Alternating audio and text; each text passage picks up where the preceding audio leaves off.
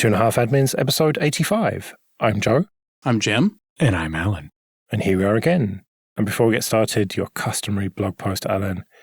Has it got something to do with OpenZFS for a change? Yeah, and it's written by Jim. So it's how to tune your OpenZFS record size. So go check it out. All right, well, link in the show notes as usual. I found quite an interesting article on the Register called How CAPTCHAs Can Cloak Phishing URLs in Emails. And this is from a report from the security firm Avanan. And the crux of it is this. The dodgy people send you the speculative phishing emails. You click the link, and then you're faced with a CAPTCHA first to get to the actual phishing page.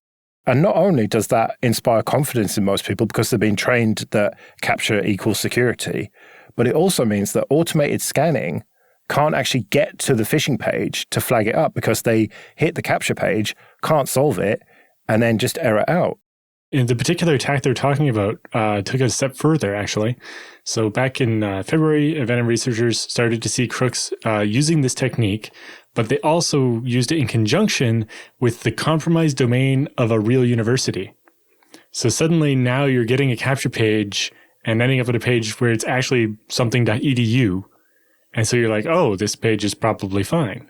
And then you're bringing your defenses down. And kind of like Joe said, we've kind of trained people that CAPTCHAs are an expected thing. And it's true that I think most people, when unexpectedly presented with a CAPTCHA, would just solve it and go on and not realize that, why was I getting that? I'm not sure that this is that big a deal ultimately. It's a clever trick. Yeah, some users might be further lulled into a sense of false security by the CAPTCHA, but let's face it, an inordinate percentage of users that click the shiny link are absolutely going to put their name and their password and their wife's birthday and everything else they can think of that they're requested to anyway, and you can't stop them.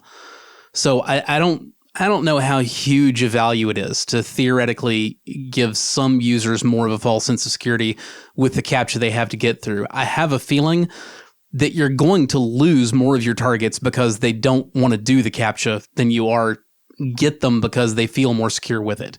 It's going to be a fairly minor effect either way. The same thing with the automated scanners. I mean, yes, you can absolutely use the CAPTCHA to hide bad stuff from automated tools because ultimately a scanner is not really much of any different than the bots that CAPTCHAs were supposed to be keeping out in the first place. Either way, the idea is you have a problem that's expensive to solve with machines and cheap to solve with humans, right? But most modern malware engines, they're not really scanning pages for content anyway. What they're doing is they're relying on a combination of, humans reporting, hey, this link went somewhere bad, and also just using neural networks to analyze traffic patterns and say, hey, all of a sudden, 5 million people went to this site that was, wasn't a thing yesterday. This looks bad. Let's investigate that. Let's flag that as a possible problem. And the CAPTCHA's not really going to change that much, I don't think. Yeah, and it looks like they're also possibly combining this with some other techniques that do accomplish the same thing in maybe less technical ways. Like, the email has a PDF attachment and the PDF tells you to go to the website. It's something that, the scanner might not know to do. Or, the PDF is protected by a password and the password is communicated to you in an indirect way in the email message. So the user types the password into the PDF and opens it, but the scanner doesn't. And a bunch of techniques like this. It's like, how many layers are they really trying to go through here? If they're sending you an email with a PDF and the PDF tells you go to this website and solve the CAPTCHA and then go through to do and eventually fill out some information, apparently all predicated on you trying to open this fax you were sent because it's the 1990s and you're getting a fax. The fun thing about that is the PDF attachment to the email has been a favorite spammer trick for so long now.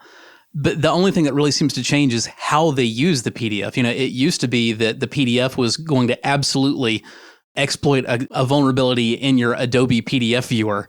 And, that was going to, cause you the problems. Now, usually it's a perfectly legitimate PDF. They just have a link buried in the PDF to make it more difficult for the scanners to see there's a potentially dodgy link. Either way, the PDF and the email maybe don't go through, enormous hoops to open it. The worst problem, like Alan said, is that, because now most of the scanners can automatically open PDFs, and more of the big ones will even do, image analysis. So like if the PDF actually has a scanned JPEG where somebody hand wrote the URL, a lot of the times the OCR will read that stuff now. So they do the password thing where you have to type in the password to open the thing, and your scanner doesn't know how to do the password to open the PDF, and yada, yada, yada. Ultimately, this is all a game you're having to balance. Okay, how many idiots am I going to lose because they couldn't get through the steps that I put in front of them, versus how many scanners will I avoid because I put the extra steps there? Well, yeah, especially like depending on the point of your phishing campaign, a lot of times you're purposely taking the steps to weed out anybody smart enough not to fall for it. And so you don't want too many steps because you're trying to only target the really dumb people. And then you get to the point where it's like, how motivated do you think people are to give you their information? It turns out maybe more than we would hope.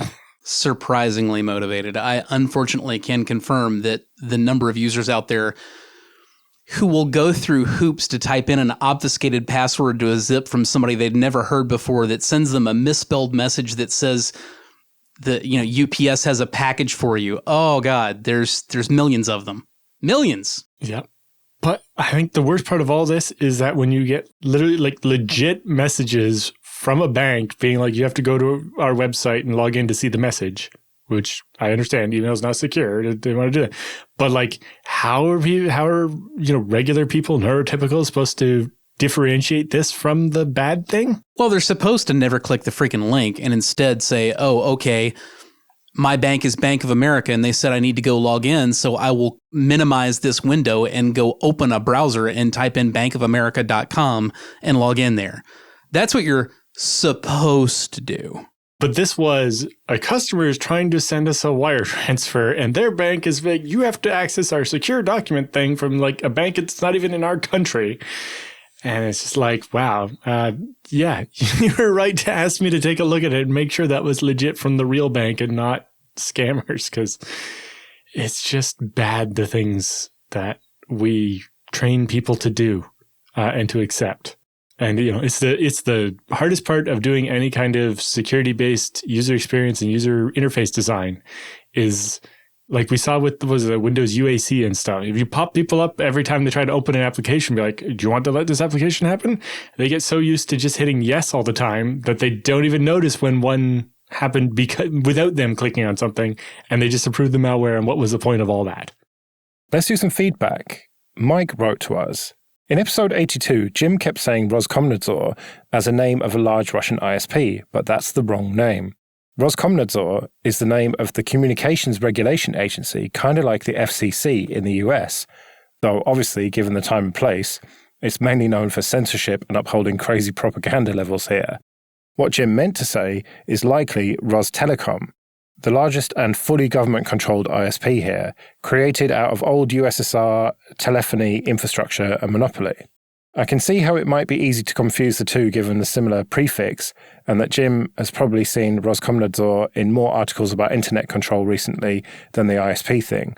He mentioned it quite a few times in the episode, though, so it really stands out to someone who knows what both things are, unfortunately. Yeah, Mike's correct. I meant Rostelecom, and I kept saying Roskomnadzor. I realized that after we'd finished recording. Mike's almost correct about the issue being that I've seen more articles on the internet about Roskomnadzor. The issue is actually that I wrote several articles about Roskomnadzor, so I had that name stuck in my head. Well, thanks for the correction, Mike. Much appreciated. Jim, you seem to have something to get off your chest. Your kids' school is giving them Bitcoin propaganda. Yeah, they really are. I was pretty shocked when my wife told me this morning that my son had a new textbook called Money, Money, Money, and it opened with a timeline. The section for the timeline, as well as the timeline itself, is literally titled From Barter to Bitcoin. And the book, which is 50 hefty pages long, closes with the future of money, which it claims, again, is Bitcoin. I don't think that the authors of the book were deliberately being crypto bros. It's always hard to tell with this kind of thing, but the read that I get is just that they really don't know anything about this stuff. They probably thought that, interviewing a few people who were prominent within the cryptocurrency industry and taking what they said largely at face value was a responsible way to teach children. But I think the absolute horror of this book gets summed up the best in the final section, the future of money, where it says pros and cons of cryptocurrency. It's an attempt at the same idea of fair and balanced reporting, like you hear from the Fox News or whatever. But everything it lists as a pro of cryptocurrency is actually entirely wrong. It should be in the con side. And in the con side, they fail ever so much as to mention, not only in this list, but anywhere in this book, they fail to mention the energy consumption of cryptocurrency. They don't mention it at all. They don't list it as a con. Let me go ahead and read you the three pros that they have in this table for the pros and cons of cryptocurrency. Pro, digital cash is actually safer than real currency. It's fraud proof. I don't know. Do we really even need to break that one down? I mean, if you spend any time on Twitter, it's a constant barrage of, oh no, my apes are gone. Come on, man. I'm assuming they mean it's counterfeit proof. They get into that later. And okay. I mean, that's not really even entirely true either. Let's go ahead and move on from safer than real currency. It's fraud proof. Yes, you can absolutely be defrauded when you're using cryptocurrency. Credit cards can be forged and stolen, but not cryptocurrency. There's never been an incident of identity theft with digital cash. What does identity theft have to do with the cash part anyway? Like, the whole sentence is just a non sequitur. You can absolutely get your Coinbase account hacked or stolen. You can absolutely be the victim of somebody trying to pass themselves off as the wallet inspector. That goes around constantly. As far as identity theft, I mean, who uses Bitcoin to verify their identity to somebody in the first place? It's bizarre. Moving on, our third and final pro for cryptocurrency. Since no approvals are needed with digital currency, it's quick and convenient. That's not how cryptocurrency works, specifically Bitcoin. No, it's not how cryptocurrency works at all.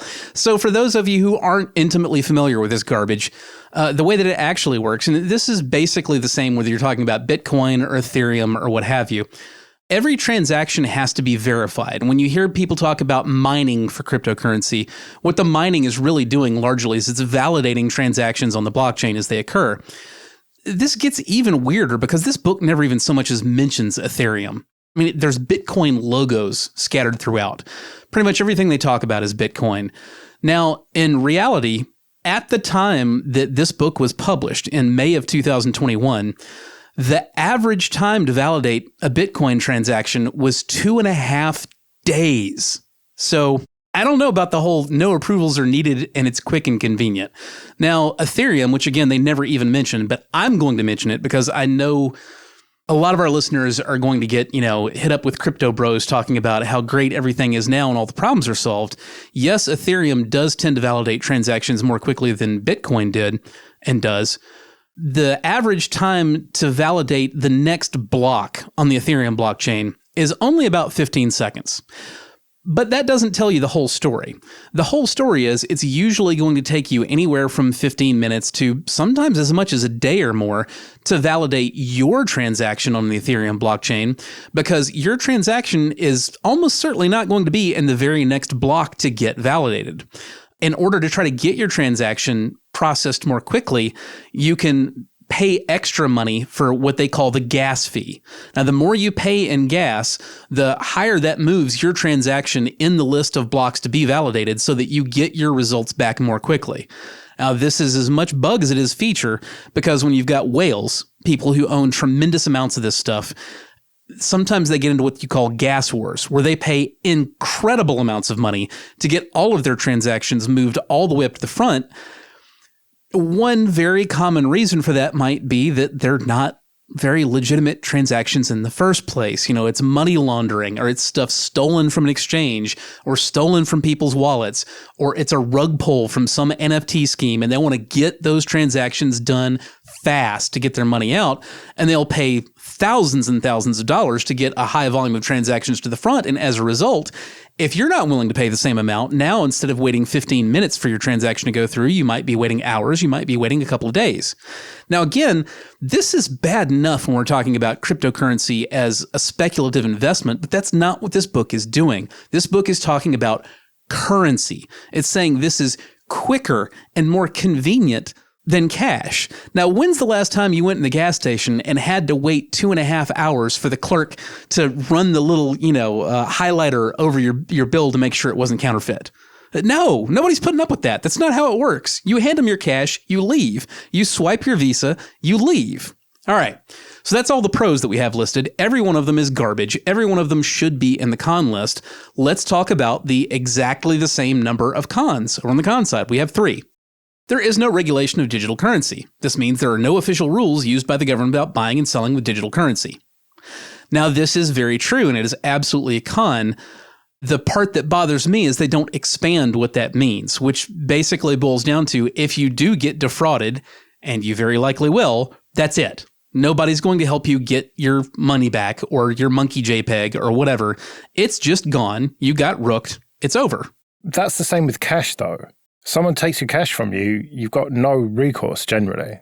Not necessarily. Now, that is frequently the case, but if your cash transaction was not shady in the first place, it's not that hard to get the law on your side. If you can demonstrate that, yes, you actually did pay $500 in cash for, I don't know, a few bushels of vegetables at the farmer's market, and there's dispute about it. Like, there's an entire infrastructure set up that doesn't just go, no, you paid cash, so screw you, you're out your money. That's not how normal money and normal transactions work. But good luck getting the police interested if what you're trying to tell them is, hey, look, I paid 30 Ethereum for this monkey JPEG and it's gone now. Moving on. Con. The value of cryptocurrency changes often and depends on demand. For example, if a lot of Bitcoin is available, its value goes down. If only a little Bitcoin is available, its value goes up. End of con. Again, this is true, but it really doesn't go into just the incredible volatility of this stuff. It does not behave as a currency. It does not even behave as a stable investment. It behaves like a penny stock. The value of your Bitcoin holdings can easily double or quadruple in a day or fall to half or a quarter of what they were. There's not much predicting it. I can't overstate the volatility of this as an investment. And that's even as an investment, even as a risky investment, it's insanely volatile. As currency, it's a no-go. You're not going to wake up tomorrow and, your dollar that you hold in your hand is worth a quarter what it was the day before. That's worse even than Russia's currency has been tanking since they decided to invade Ukraine. It's insane. So our third con, this is the final con in our list. Digital currency cannot be used to pay for more common purchases from a wide variety of businesses, which again, absolutely true, but would be great if we talked about the actual reasons why, all of which they have listed over on the pro side. And of course, what we did not mention as a con in this table or anywhere in this freaking book at all is the incredible energy consumption involved in this cryptocurrency. Now, again, this book is pushing Bitcoin specifically. It never even mentions Ethereum. It does allude to the fact that there are other types of coins out there, but the only thing it actually talks about is Bitcoin. I'm going to go ahead and bypass Bitcoin, and I'm going to talk about the energy consumption of Ethereum, because the first thing that the modern crypto bros want to do is talk about how everything's fine now. Yes, Bitcoin was wasteful, but Ethereum is not, and it's great. So this is the newer, greener, more climate-conscious coin that we're talking about now, Ethereum. The amount of energy that it requires to process a single Ethereum transaction, just one, is about 1.5 times as much energy as it takes to process 100,000 Visa transactions. And the book just does not even mention that at all. Now, this is a 5th grade kind of specialty textbook. It's not like an all-year textbook. It's more of a this is one section that they're talking about. But even at the 5th grade level, this is just, It's incredibly bad. It's irresponsible. And whether it intended to or not, the net effect is it's shifting the Overton window. It's planting, these seeds in people's heads that, okay, so I hear people talk about how bad crypto is, but that was before and it's not so bad. And this book is showing me the pros and the cons, so it's fine. Yes, as you said earlier, Joe, I'm mad. I'm real freaking mad about it. And rightfully so. But the other thing I think is just, if your job is to make a textbook, do you not somewhat consider how the textbook is going to age? Because I can just imagine coming back to this in a couple of years and this is going to be even more hilarious. Before we move on from this, I want to go ahead and name and shame the actual company that put this monstrosity out, because it's not some tiny little bit player that you've never heard of. The company is called Stride. Before it was named Stride, it was called K-12. It is the largest provider of textbooks to charter and private schools in the entire country. This is not like some weird fly-by-night, Christian fundamentalist thing that's only supposed to go to the super holy rollers, with the textbooks that say we don't know why electricity works. That's not what this is. This is incredibly mainstream. This is a company that, the top 10 shareholders of this publicly traded company, they all have hundreds of millions of dollars of equity in it. And, it's mostly enormous mutual funds. Vanguard is the number one shareholder of Stride. You have several other big mutual funds beyond that. Pretty much everything on there is, big name Wall Street. That's who owns this company. The actual contributors to the book, it's an incredibly small team. On the back of the book, it lists them by name, and there are 9 total people, apparently, were responsible for this book as either staff or contributor. The first listed is Director of English Language Arts, which I'm not sure why we needed that in a money textbook, but okay. The next is Instructional Design. Then we have Senior Media Editor. Finally, now we get to Mary Beck Desmond, who is the Senior Text Editor. But again, it sounds like we're talking about a copy editor here. Then we have a Creative Design Manager. Then we have a Print Visual Designer and Cover Design. Then we have a Print Visual Designer. And finally, for writers, there's 3 people, Deborah Benton, Kevin Cantera, and Marjorie Frank. I don't so much as see a doctor listed in front of any of those 3 people's names.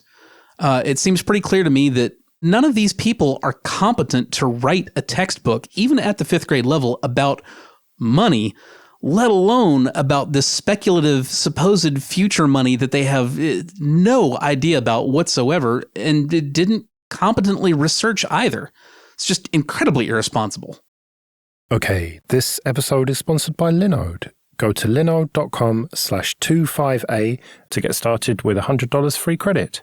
From their award-winning support offered 24/7 365 to every level of user, to ease of use and setup, it's clear why developers have been trusting Linode for projects both big and small since 2003. Deploy your entire application stack with Linode's one-click app marketplace, or build it all from scratch and manage everything yourself with supported centralized tools like Terraform. Linode offers great price-to-performance value for all compute instances, including GPUs, as well as block storage, Kubernetes, and more. Linode makes cloud computing fast, simple, and affordable, allowing you to focus on your projects, not your infrastructure. So go to linode.com/25A, create a free account with your Google or GitHub account or your email address, and you'll get $100 in credit. That's linode.com/25A. Let's do some free consulting then, but first just a quick thank you to everyone who supports us with PayPal and Patreon. We really do appreciate that. You can go to 2.5admins.com/support to learn more about it. And remember, for $5 or more per month on Patreon, you can get an advert-free RSS feed. And if you want to send in your feedback or your questions for Jim and Alan, you can email show@2.5admins.com. Peter writes, I have a 5 megabits per second Ether channel service, of which I'm using 224 kilobits of UDP traffic. I monitor this data stream closely and have demonstrated that I'm only using 224 kilobits per second, and due to the rate limiting I have applied to the port, I cannot exceed 5 megabits per second even when I flood the circuit with data. Nevertheless, I consistently lose packets. I can see the packets go into the pipe, but they don't come out the other side. The service provider claims that I need to implement traffic shaping, but I don't agree. Why would I need to shape 224 kilobits per second of data inside a 5 megabits per second pipe? Am I missing something?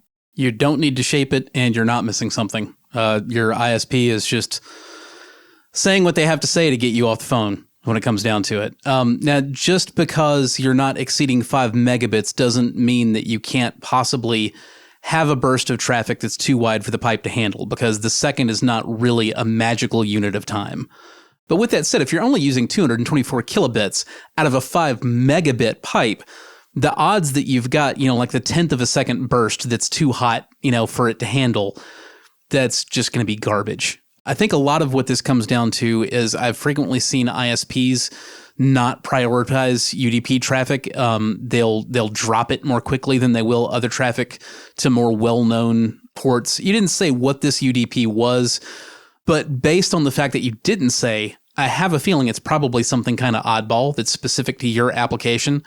And when ISPs do their own traffic shaping, they very frequently prioritize the things that they know about, that they'll get the most phone calls about, and they start dropping the things that they don't recognize the most quickly. I have a feeling that's probably what's happening there. I kind of just assumed, probably naively, that there was something voice, like IP telephone or something.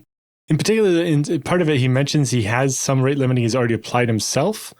And I'm just wondering how he set that up, because in general, once you do rate limiting, the way the rate limiting works is by dropping packets when you exceed the rate limit. And then, if it's TCP, that causes TCP to slow down to the rate that can get through. And if it's UDP, it means you just throw away some of the packets and they just don't get to the other side. That is a very good point. Yeah. And when you say you see packets go into the pipe, is that at the software level before the rate limiting, or are you actually you seeing TCP dump and actually mirroring the port on a switch or something and seeing it after it's left the machine as it's headed to the ISP and making sure it's not dropped before it's actually going on the wire? But some of that's just terminology. But yeah, it seems odd that if you're trying to send 224 kilobits and it's not getting through on your 5 megabit service, that's pretty bad. But yeah, there's some questions about how you're doing the current rate limiting and maybe a little bit of what the traffic is, but maybe you can't say. And also, are you seeing the packet loss in the 224 kilobits you're trying to do, or just the other traffic you're trying to also send down that same 5 megabit channel? That's a good point. I just kind of assumed that the entire channel was only used for the 224 kilobits of UDP, but that's actually ambiguous in the question. So it's possible, Peter, that your ISP is just being that bad, but there are quite a few questions as well. If you have access to another machine reasonably on the other end of that connection, using a tool like iPerf and comparing both TCP and UDP and just seeing what it says might be interesting. I will say that if my initial assumption was correct and the 224 kilobits of UDP is the only traffic on this 5 megabit pipe, nobody's traffic shaping, including whatever you applied locally, should be having any impact on that, because you're not going to accumulate enough of it to have packets dropped. With that said, I do want to reiterate Alan's point, which is that traffic shaping on UDP means dropping packets, and they're just going to be dropped because it's UDP. There's no delivery. There's no delivery guarantee. There will be no retry. They're gone. You have to handle that at the application level. In theory, you could be doing, a buffering and trickling to shape UDP traffic without dropping packets. In practice, that's not something that you're going to see, because the reason you're using UDP in the first place is usually that you want the lowest possible latency. So trying to buffer and then trickle out your traffic to meet a shaping guideline is usually going to be the exact opposite of what you really wanted with your UDP application anyway. The fact that the service is only 5 megabits suggests that it's some kind of special setup, or you're trying to do a point-to-point link, and it's this 224 kilobits of really important traffic, and it has to get there. And you would expect that that's the reason why this probably expensive service that's only 5 megabits exists, and it's not doing it. So yeah, like I said, definitely things to check is the rate limiting. And if you can do something like a mirrored port on a switch to actually be able to, TCP dump off your laptop or something off the mirror of the traffic and make sure the traffic's actually leaving the machine correctly, that can help you eliminate a bunch of possible causes, whether it's, your software rate limiting or whatever else you're doing.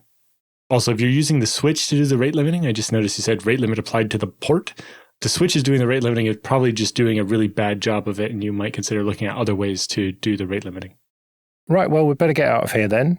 Remember, show@2.5admins.com if you want to send in your feedback or questions. You can find me on Twitter @JoeRessington. I'm @JRSSNet. And I'm @AlanJude. We'll see you next week.